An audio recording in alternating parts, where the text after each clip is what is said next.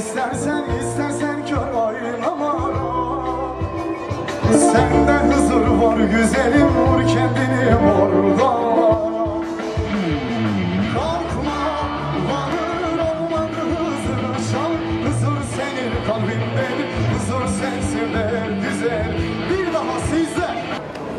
Özgürlük Di avakirina civakeka azad da rola herê girîngiya jin û xortan e.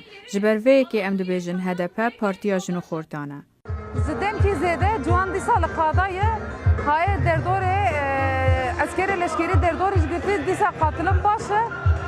Piştê sêçima piştê hilbijartinê ciwan ve dîsa li qadayê dîsa dengê xwe bilind dikin li ber yani bi dorgehî bi polîsa leşkera girtî dîsa tevlebûn gelek baş e.